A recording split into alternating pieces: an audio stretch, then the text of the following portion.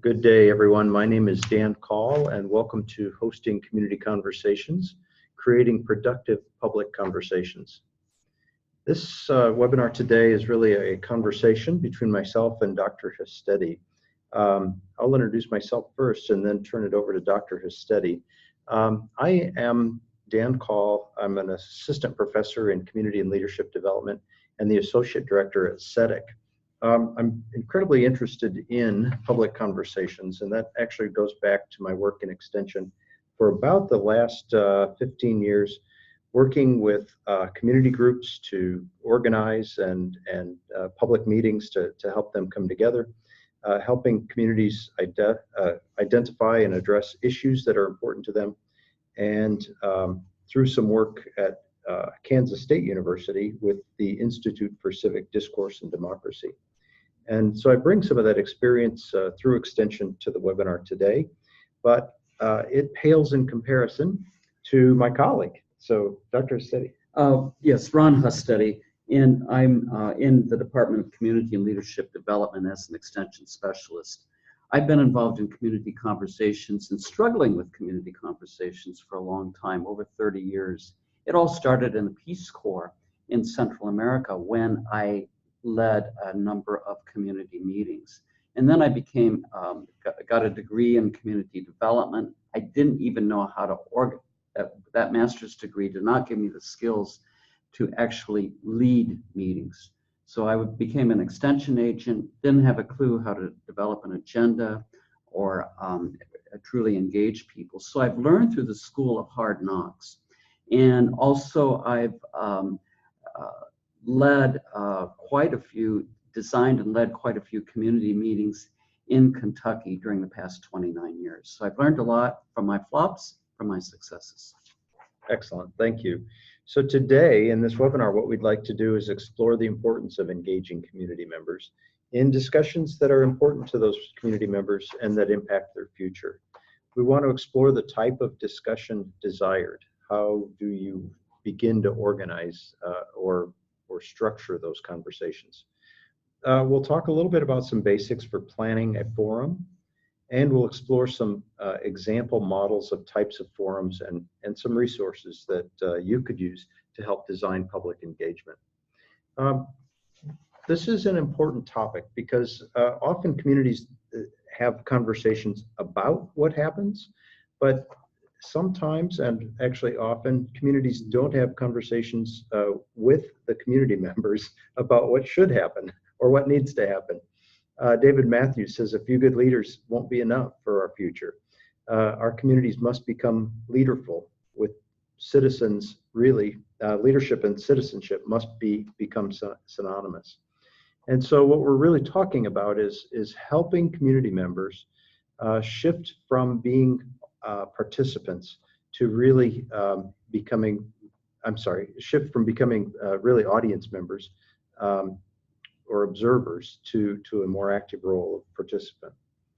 And to recognize that the best community decisions that are often made and that are most sustainable are those that have been taken that take into consideration the needs and the interests of the residents. I find that true over and over and over again in community development and looking at community initiatives that have a lasting or staying power versus those that seem like a good idea, but no one was really consulted. And to add to that, I think the most productive and creative communities are those that know how to engage citizens over the years. So it's absolutely critical to be vibrant, to be prosperous, to move forward. So one of our challenges is really this question: do citizens or do people really want to be involved in conversations? And to me, I've seen that we as a society are getting really good at being critical, but we sometimes lack at that capacity for being constructively engaged and involved. There's a quote from Alex de Tocqueville that says the health of a democratic society must be measured by the quality of functions performed by private citizens. And so this speaks really to the importance of helping community members get engaged. And Ron, I know you've done a lot of work with the Kettering Foundation around this topic. Yes, and I think people do want to be engaged, but many assume that they're not going to be heard, that they won't be listened to. And so I think the key here is finding a format that makes it easier for people to engage, and also a format that makes it safe for people to engage. So the format may not be at the county courthouse. The format may be another setting. So I think this is absolutely key. And then also making it very clear that people are truly welcome, creating a welcoming environment, and making it very clear that they belong in the community. I think that's a great point. Just a word before we move off this slide. I often have people say, "Oh, if Democratic, well, what if that's your party?"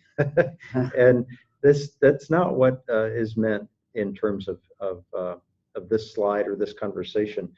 Democracy is the form of government that we've chosen, and it really is represented by citizen engagement, and it's a process of collective decision making. But it doesn't work if you stand on the sidelines and let someone else make all those public issue discussions or policies for you. It becomes, well, without that engagement, you really lose your voice and level of being able to be represented and participate in public policy. And also it's important that people will speak anyway. So they may protest, they may feel ostracized. And so part of this is finding a venue for protesters to really feel welcome. That's a good point. They'll be heard either way. So, yes. I wanted to highlight that this is incredibly relevant and important in 2019, 2020, and moving forward to cooperative extension in Kentucky. And the reason is that in 2019, there was a statewide community needs assessment done. And one of the top 3 ranking responses that was heard through focus groups, through surveys, and through key informant interviews was this idea that community members wanted to be more engaged, that they wanted to participate in the betterment of their communities. And this is an opportunity really to create an opportunity for that increased community engagement, involvement, and leadership. And so it can be done. I will say one of the challenges that I've had in community development when I work with other community developers, I'll come back to this, but I'm going to do a little story here, is that a lot of community developers will identify an issue and then become really frustrated that the community isn't responding to their issue. And what I've found that seems to be a best practice is that as an extension professional, it's not about trying to figure out what issue the community is going to respond to. Often, for me, the best practice has been asking the community what's important to them and then helping them organize and align around the issues that they've identified as important to them. And do you have an example of that, Ron? Have you found that to be true also? Yes, I think the key thing, Dan, is listening to the people and moving forward. So I remember working in Paintsville, for example, and we asked the citizens these key questions, a series of 20 community meetings over a period of several months. And yes, there are a lot of issues, but then prioritizing those issues. What's the most important? What should we work on now? That's the key. So it's essential that we listen and not impose our own perspectives on the community. Yeah, the other challenge is that as extension professionals, we're very program focused and informationally focused. And so we're really good at delivering information. And so this idea of hosting a forum and not having a clear outcome or topic can be really frightening. But it's really this matter of being able to bring people together, engage them, and allow them to determine how they want to best move forward.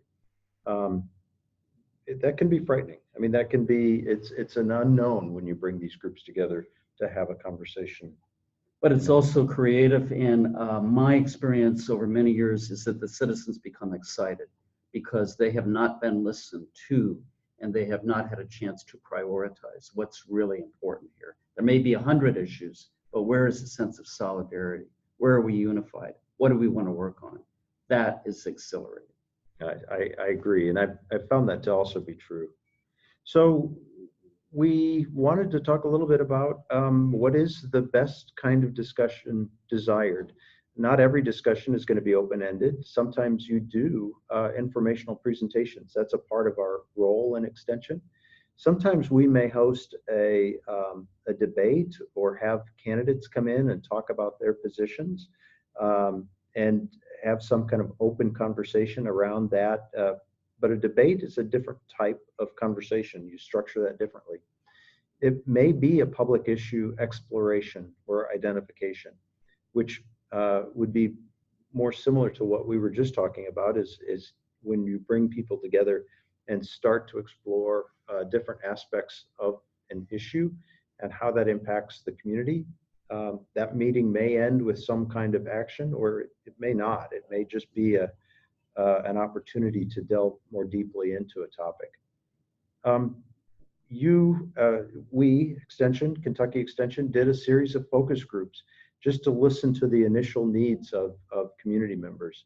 That technique can be used in many ways or in around topics. So broadly, you could host a focus group to just identify what are issues that are important to us. And then you could do a second round or third or fourth round, starting to focus and narrow in on specific issues. And so that process of developing or hosting focus groups is a good one for Extension. And so, Dan, if I understand correctly, that focus groups form the basis of this report for Extension. They did. Yes. Yeah. Which was open-ended, but it came to a series of conclusions about what's really important, including community engagement. Well, and to me, that's what's so important about this, is that it wasn't a question about, hey, do you want to be more engaged? It really was a groundswell. It came from, as a theme that came out of these conversations, asking communities, what are some of the pressing issues? And over again, citizens said things like, we need more people to be engaged in our community. We need more representation. We need our elected officials to listen to us. We want more transparency in local government. I mean, those were some of those comments that were really seeking a more open communication and public communication format. And these forums are one way of listening and responding to local issues. So if I'm hearing you correctly, Dan, the people involved with the focus groups were very much concerned about the democratic process. They valued democracy, which was why they took this perspective about engagement. Yes, I do think that came out pretty clearly. Of course, that statewide assessment report does indicate it more so in some counties than others, but broadly across the state, this was one of the top priorities. So very good. Yeah.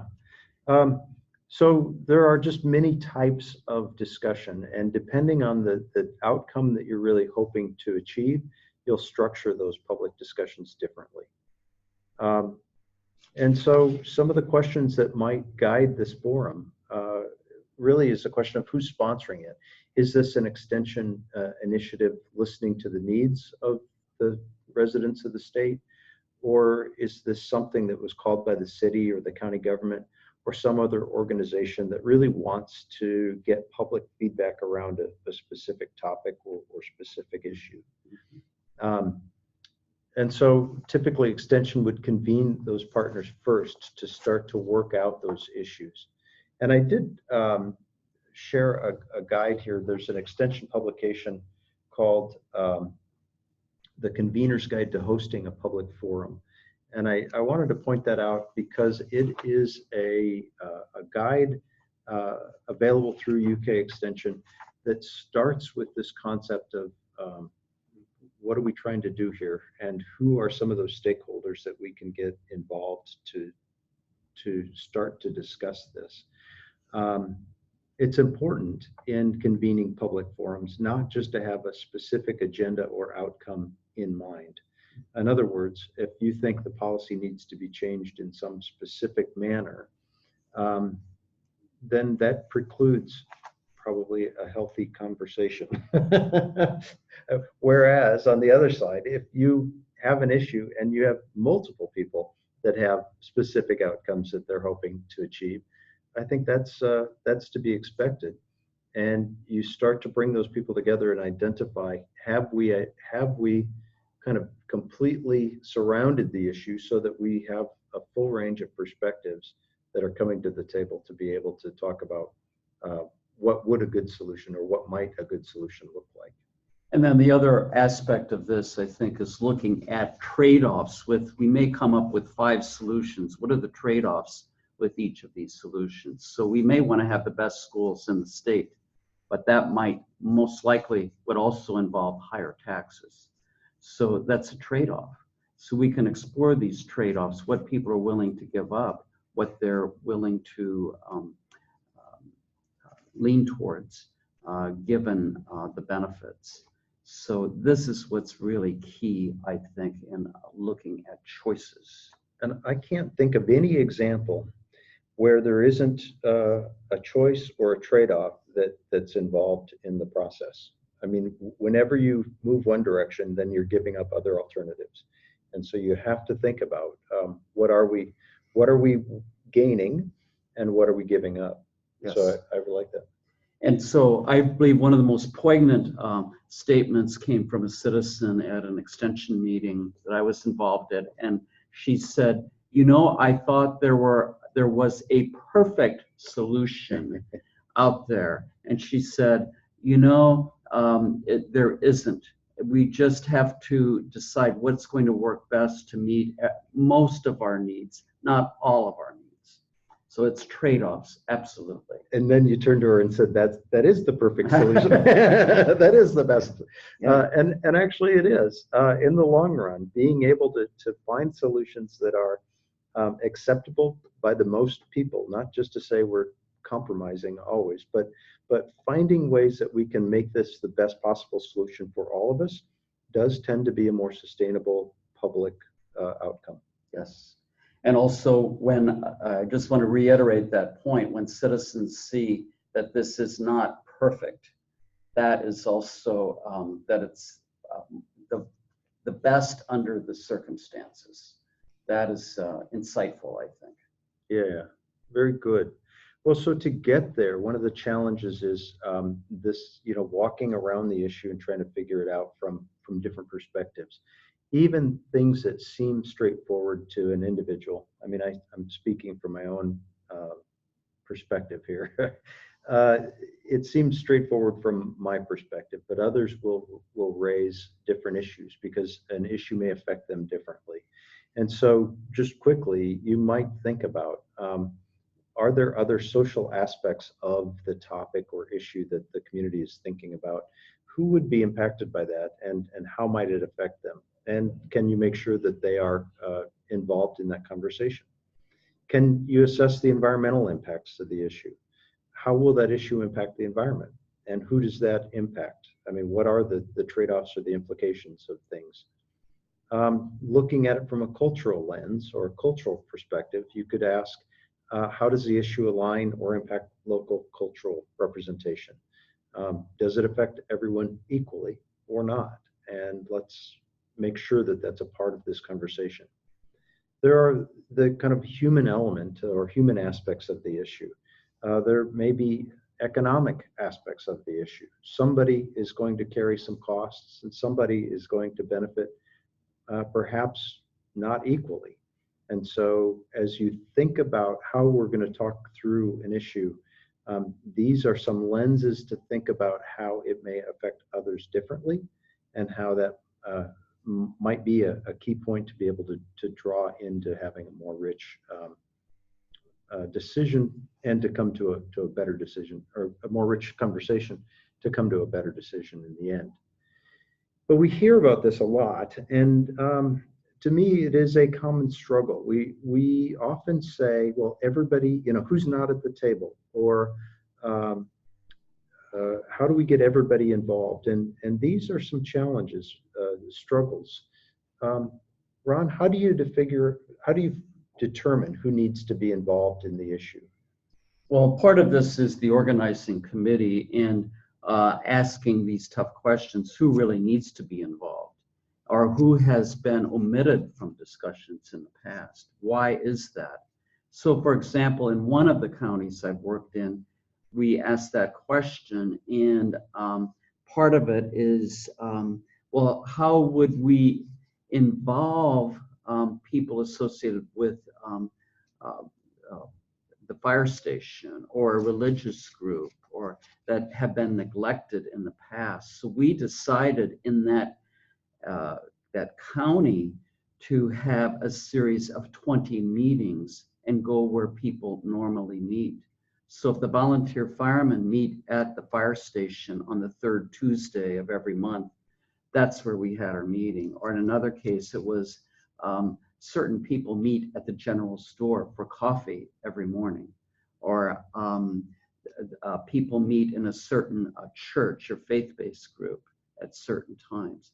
So it was finding a safe space where people normally meet and making it easier for them to come. So that worked. And those 20 meetings took place over about a 3-week period. But it was very intense, and we had trained local discussion leaders to lead those meetings effectively, not to impose their opinion, but to create a listening environment and to move forward. What I really like about what you just said is that as we think about strategies for engaging the public as extension, it doesn't have to be one meeting where everybody shows up. What you were just saying is that if you can step back and think about the different clusters that are already meeting, groups that are existing, in order to really permeate the community with this opportunity to be involved in the discussion, that you go to the people where they are. And I can see where that would have some advantages. You also want, though, not just to get a whole bunch of individual kind of interest group perspectives. You want to be able to have them come together at some point, right? So in that situation, there was also some large public meetings, but there was also this welcoming space where people did meet. So both worked. That combination of the large meetings, the smaller meetings, were very effective. It's a great example of how to get people involved. That there's in community development circles, there is that kind of pesky driving question, who's not at the table, and as I've gotten older, that question has plagued me a lot. But I've started to realize, at least from my perspective, that not everyone is going to come to the table. So for me, what's more important is that I want to make sure that every community member has had an opportunity to participate in a meaningful way, and that door is open. But I've never had a community meeting where every single body in the community is present. And so that becomes that challenge of making certain that people have an opportunity to engage, and even thinking about it in an iterative process, or instead of saying, hey, we're all going to meet on Tuesday and determine the future of our community, that you spread it out over time and allow more stakeholders an opportunity to weigh in and discuss. Yes, and then I think the other key is the welcoming climate. So often youth there may be a representative or two from a youth group, but they can feel overwhelmed by adults. So it's creating that safe space, welcome, the strength of numbers. In another case, I worked with a community that had a school for the deaf, and we asked, how are the deaf involved with the community? Well, they weren't. So part of the safe space was having a translator for people that couldn't hear. So using sign language or other kinds of visuals to create a welcoming environment. That's an excellent example of, again, making certain that everybody has an opportunity to be an engaged participant in a meaningful way. And when that happens, there is an electricity in the community that is just very exciting. I love it. So the other aspect of this is really to be able to talk about, it says, what are the stages for moving forward is one of the questions on the slide here. And I think about having kind of an informed process so that people know that if they did miss the meeting on Tuesday, that there are other times and opportunities to weigh in. And so if you're looking at some community planning, for example, it's good to schedule 3, 4, 5 meetings out and say, this is our process, and these are the points along the way that we're going to be listening for feedback and kind of tweaking, revising our plans based on feedback from citizens. So it's good to have a strategy or kind of a framework, especially if you're working toward some goal with an issue, for example. Good. I wanted to share also the NCDD guide, and this is NCDD is the National Coalition for Dialogue and Deliberation, and they have identified kind of 7 steps for core principles for public engagement. And those are really that you're making certain that you have careful planning and preparation. And that I think echoes what we were just talking about in terms of having kind of a clear plan or path laid out. But that also includes this element of being inclusive and inviting people in. And that inclusion, Dan, I want to also add is it's so important that people truly feel invited, not just some flyer that's distributed, but to specifically welcome people and that they're included. And then also, I think part of this inclusion often can be, I like the idea of food at some of these meetings or refreshments, because it's a way to for people to bond and connect. And again, this welcoming climate, you're included. I couldn't agree more. I in working with some community groups in another state prior to Kentucky, I both heard people lament. They would say, well, we invited everybody. I mean, it was in the paper and it said open to everyone, and no one showed up. And then I would also go to another meeting and they would say, we are so excited. You know, we went out and we invited the 4-H'ers and they showed up and they had a role to play in helping to host this meeting. And we invited the church ladies and they were involved, and we invited the church men and they were cooking pancakes or they were doing whatever. The Kiwanis group was involved because we invited them. And so this idea of not just saying, hey, everybody, you should come, but being purposefully inclusive makes such a difference, I think. Yeah, and one of the most fun meetings I was involved with as an extension agent, it was a dark and dreary night. And you would say, and also the fog was incredibly thick, but the meeting was packed. And why?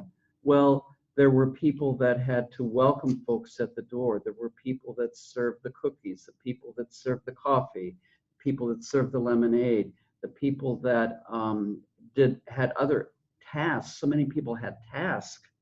And so their spouses or children came along.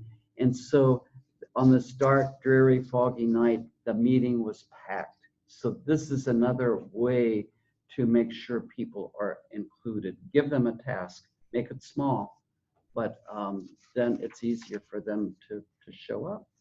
I agree, and it's a great way to actually make sure that you've got that engagement and participation. So the collaboration and shared purpose element from NCDD is really making the point that this isn't just your agenda or your outcome that you, and when I say you, I mean any one entity is just trying to push through, but really that this is a collaborative and shared endeavor, and that it is open to learning, open to solutions and different outcomes. And that also then kind of echoes that level of transparency and trust. Having a clear schedule, having opportunities for engagement, listening openly, reflecting what's been heard back to the group are these aspects of being able to engender transparency and trust. And again, that number 5 point is one of those issues that was raised through focus groups and through the survey. Is people said, well, we don't know what our government's doing, or we don't know what their agenda is, or how decisions are made. And this public engagement process, it does open that up, and it allows citizens to see the process, to know what's influencing or informing the decisions that are being made. I will say along those lines that there are different levels of how you can do public engagement. I worked with a community that was having some public financing issues, and they wanted feedback around what should our budget look like? What are some viable opportunities for us to either make cuts or to raise revenue? What's acceptable on behalf of the citizens? And so the local government had come to the university and asked us to help facilitate those kinds of conversations. And as a third-party neutral, it was a very effective way to be able to say, to ask those questions about what works, what doesn't work, what is acceptable, what isn't acceptable, and what are your expectations from the local city council in their budgeting process. So there are a lot of ways that you can use this public engagement around specific issues. I'll say quickly that the impact and action piece means that people generally do want to know that there's some kind of a specific outcome, and not just that we're talking to be talking to be talking. So you want to be able to have some endpoint and action that will come out of at least, again, depending on the type of conversation you're having, but to keep that in mind, that people generally don't want to just talk about issues just to talk about issues. And so once you identify an opportunity or a pathway for action, also you want to be able to make sure that you can sustain that engagement and keep it open, and not just say, oh, thanks, we heard you, now we'll take that under advisement and move forward. But it's really an engaging process. So. Yeah, that can be disempowering. It is, yeah. So I think some of the key questions that have really engaged people, but also that move towards a sense of clarity that we've used in communities, or I've used in communities, is what needs to be preserved here for future generations. So Kentuckians, many are somewhat resistant to change, but that question kind of eases people into it. And then what needs to be preserved? Well, maybe 100 things. Well, what are the top 3, top 2? And so focus on priorities, and then what needs to be changed is a good question after looking at preservation or tradition, and then again, what are the priorities that we want to work on? So then that sets the stage for a very clear agenda. So it's not ambiguous. I love that process. We've used PIC. What would you like to preserve? What would you like to improve upon that we're currently doing? And what needs to be created that we aren't doing? And so I've used that as a kind of line of questioning that it does help people open up and think openly about creating change. Okay. Yeah. Well, so the principles of facilitating, we're doing a little bit of a jump here talking about facilitating, but Dr. Hustedde, say a word about why is this extension's role to facilitate these kind of conversations? Well, this was part of the early part of extension and part of our history in the 30s, extension agents led a lot of very difficult series addressing lots of key questions in communities. And it was an important part of the national approach towards extension. The key here is a lot of times people don't know how to meet. So I think what extension brings is a sense of neutrality, but also helps people deal with issues with grace and dignity when they're stressed out or flipped out or don't know what to do. We can bring that sense of grace and dignity to our meetings.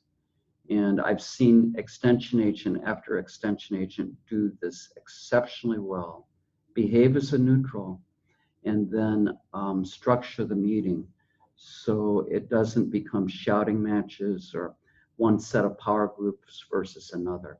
So there are lots of tools for this, but I think that's, I guess, one of the other stories I have about extension in Kentucky is all of the agents in the county led a very controversial discussion. It was about county elected leaders versus city elected leaders. And they did find a common ground. But I remember at the conclusion, the judge executive said something like, "We always thought extension was sort of nice to have around. If we had to make some cuts, though, we probably would have made cuts to extension. But now," this judge executive said, "you are the glue that holds this whole county together." So there's power in being neutral. There's power in bringing together people in which their dignity and grace is held intact. I love it, and there certainly is that part of that power is being able to be, you said, a neutral. And so if an entity comes in and says, "Hey, we need to do this within the community," that's not neutral. I mean, they're pushing an agenda, right? And so who within the community has kind of that latitude of neutrality?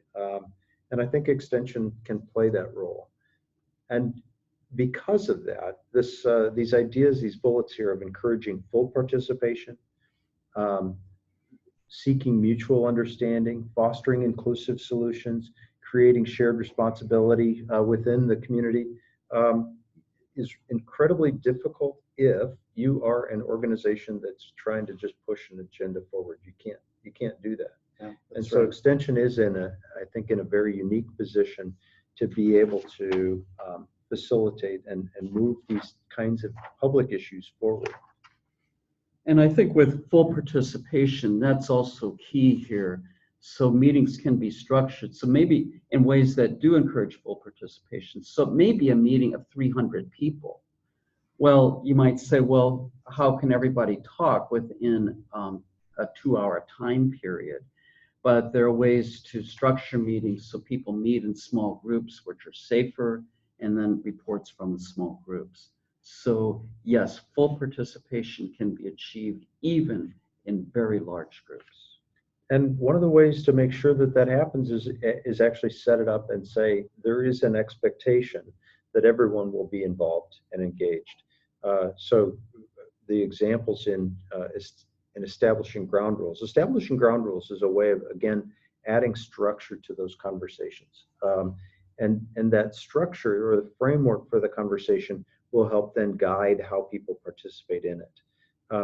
But examples for setting or establishing those ground rules include that all ideas are valued, everyone is participating, that you stay focused on the agenda, that you won't prejudge ideas, or you'll stay open to ideas from others, listen to their perspectives, ask that one person doesn't dominate, or that and ask that everyone participates so that no one remains silent. You may say, we'll end the meeting on time. That's something that you might want to hire or propose as a ground rule.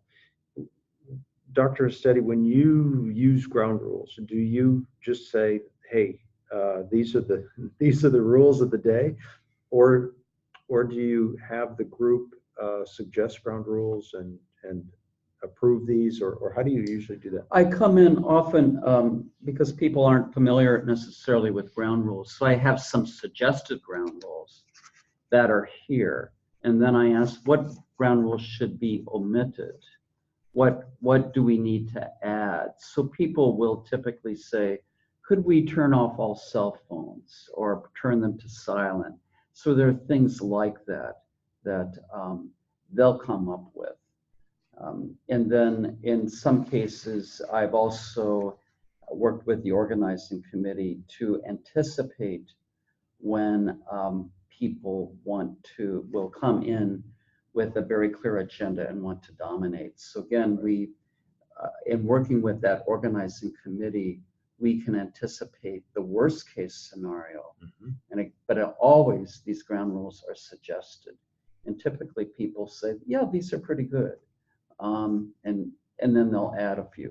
Yeah, and I like that, because then once people have said, yes, these are my rules, not yours, that you're telling me that I have to abide by, but by introducing it in the way that you have, you're allowing them to edit and actually opt in or opt out and say, no, that one doesn't work for me, and then to be able to talk about that. And I've even had people that have come in, I know, with an agenda. We're going to tell everybody off. And our solution is the best. That's yes. But with this kind of agenda, it calms them down, and they know that they're going to have to participate. They can't get up and just give a talk about why they're right and everyone else is wrong. So the ground rules protect everybody. They do, and they protect those that also don't want to hear just somebody stand up and grandstand about their perspective. It allows that full participation. Very good. Well, so what happens if, how do you come to agreement? What if people say, no, I don't like that idea? And you had introduced a gradients of agreement model. And can you say a little bit about how that works? Yeah, this comes from the book by Sam Kainer on facilitation. It's just one of the best books ever. But what I like about it is that typically we move towards an agreement, but it's not an either, well, people vote yes or no. And that's really a false kind of sense of agreement. So what I like, and people seem to really thrive on this, is the gradients of agreement. So it varies from a 1, I really love it, to 8, I want to block this proposal, it's horrible. So it's been used, I've used this in communities for highly controversial issues. And what's interesting, so it can be a flip chart and people will mark where they're at, or in some cases they'll stand. And so if you're a 1, you're on this end of the room. If you're an 8, you're on the other end of the room. And oftentimes people find that they're the only one that loves it or the only one that hates it. So it gives a perspective about people. And then you can ask, well, somebody here wants to block this. What is that about? Could you help us understand? And then people may want to shift their vote or their gradient, or they may want to continue where they're at. But this gives a flow, which really, I think it's a natural flow. It recognizes where people are at. And especially with a lot of these issues, Dan, I think there are trade-offs. So I may say, well, basically I like it, but it's going to raise taxes and I don't like that. Or it won't benefit youth like I would like. So there's always trade-offs. So it may not be perfect. But I think this reveals something that is very helpful to the community. And again, if one is a loner out there, and you're on one extreme or the other, it pretty much tells where you're at in the rest of the community. where you're at. So again, I think it's very helpful. I've used a variation of this, and I find it very useful. A couple of things that I want to just point out is that it's not just a one-time assessment or a gradient of agreement. Mm-hmm. The way that I've used it is if they veto, that they basically say, tell us what it is that you don't like about it, or give us a creative suggestion. And so what we may do is say, hey, here's this proposal. Give me a sense of how you would rank this. Is it your wholehearted endorsement, or is it that, I have serious disagreement? And at that point, we would say, so tell us about this serious disagreement. What might we do to this proposed solution to make it better? And so what will happen is that you've got a scale that you realize, for example, that first vote, that maybe it's really all across the board and people aren't all in favor of it. And you can ask, is there something that can be done to make this a more palatable or acceptable solution? And they might offer it, and then you use it again. You vote again and say, okay, given this suggested alteration, how are we now? And you may find that it gets worse, in which case you say, no, that's not going to work. But often what I find is that they say, well, I don't mind the situation, except in these situations, it may not work as well. Okay, well, so then can we add a proposal that says, except in those situations? And you can usually come up with a very agreeable variation where you find that people tend to again, have a stronger gradient, or less of a gradient of diversity on their agreement. So I like it because it's a process that you can use over and over again to shape some kind of a solution and help people come to a better or stronger stance in agreement.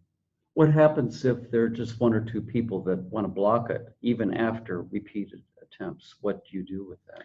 Well, that's the killer with the gradients of agreement is that you can say, if some people really have strong disagreement, there are a couple things that you might do. One is that we need to continue to circle back and find a better agreement. Especially, we use this in a land use planning exercise, and we purposely brought together very diverse stakeholders that had interest groups that they were all representing. And so if there was some serious veto or serious disagreement, that didn't mean that one person didn't like it. That typically meant that there was a sector of the community that didn't like it. So we would say, okay, until we can find a solution that's agreeable for how we're going to accept our land use, we're going to stay in the solution generation stage until we find something that's more agreeable. In the case that it just wouldn't be, you could have a minority opinion. You could say, overall, this was a well-accepted proposal, with this exception that some folks didn't like it for these reasons. But yeah, so there is a situation where this doesn't always work. But boy, just as a kind of a tool for decision making, I found that this is really very useful. And better than the yes or no. Well, the challenge with the voting is majority voting is the default way that most people make decisions. And what that means is that you have 51% that like it, and you may have 49% that don't. And so it can be very divisive. You've got winners and losers with the straight voting process. So very good. Yeah, so this does add something to that. Well, let's continue. We just wanted to, we're not going to go through each of these in depth, but I do want to say that through the department here of Community and Leadership Development, we have really a wealth of people to draw upon, and different processes that people are familiar with, that they can guide public forum, public engagement through different processes. Some of those include, each of these is really a model of how to engage people. One is Deep Democracy, World Cafe, Public Issues Forums through the Kettering Foundation. I'll give you an example of that next. The Kiva process, Ron, you've used that one, I think, fairly regularly. Is that, can you say a word about that process? It hasn't been published a lot, but the Kiva process comes from Native Americans in the Southwest. Essentially what they do is they look at an issue and hear from tribal spokesperson, typically 6 people, and how they look at the issue. Why 6? Because they argue that the 6 represent the 4 winds, the earth, and the heavens, and that's a representative sample. So you might hear from 6 elders, 6 leaders, 6 something, and then the next step is to hear from the people, and they're also divided into groups of 6, again representing the 4 winds, the earth, the heavens, and because that's a representative sample. And there are 3 questions that are asked. What do we need to stop doing regarding this issue? What do we need to keep doing? And what do we need to start doing? So the keep, stop, start. I've used this in government circles very effectively, and it's really, those questions are really a great way to engage people. So I've done this actually with a former governor and with a government meeting. I've done it with large community groups, but the group of 6, keep doing, stop doing, start doing, are really great ways to engage people. And each of these would be examples of models of ways to engage people toward, again, you'd use a different process of engagement for a different purpose. But I invite you to look at some of these different models and think about how they might be utilized. The action design process is more of an organizational design process of moving towards agreement, but also that design can be applied to a community format. I think Purdue University also put out a program recently called Strategic Doing that isn't on the slide here, but it's another example or model of a facilitated kind of process for public engagement. Public Issues Forums is here on the National Issues Forum, and the National Issues Forums has a series of public deliberation guides, and that guide basically tries to lay a foundation of kind of commonality of why is this issue important to us. What does it look like? It leads community members through a process of talking about their stake or their interest in the issue, and then offers a couple of what they call, through a series of framing the issue, they try to identify perspectives on the issue that are broadly held, but uniquely different. And so they'll identify 2 or 3 different options or alternatives that have been talked about as a way of responding to or understanding the issue. And what's on the slide here is an example of one that I had created while working at Kansas State University around the future of the Ogallala Aquifer.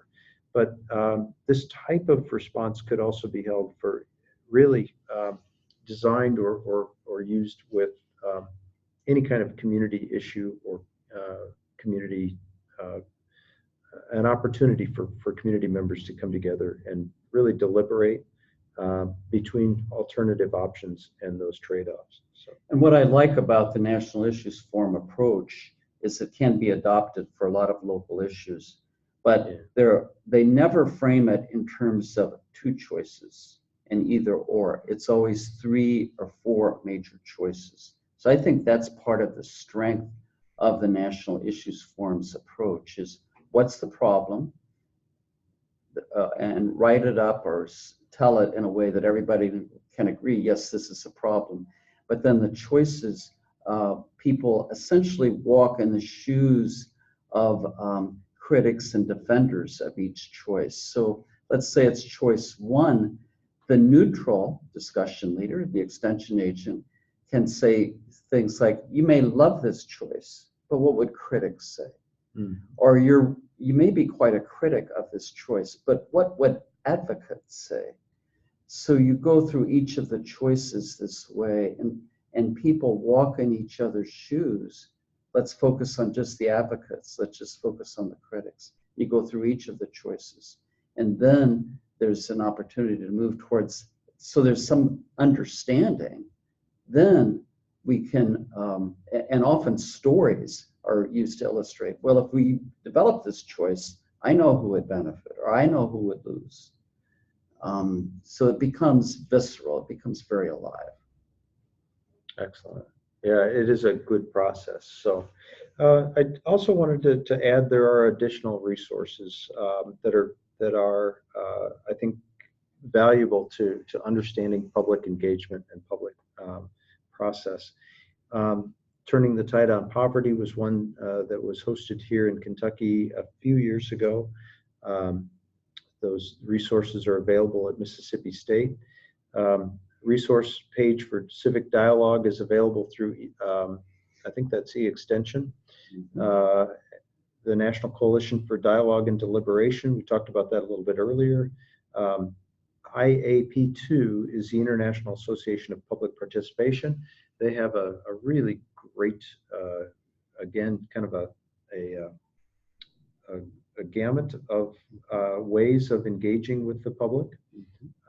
And the National Issues Forum's website is linked here. So with that, I hope that these resources are very valuable and helpful for you as agents to help start to design and add structure to community engaged processes. I think the other thing I want to add is that we do have extension specialists, Dan, myself, and Nicole Brazil. There are others who are pretty seasoned in use of a lot of these approaches.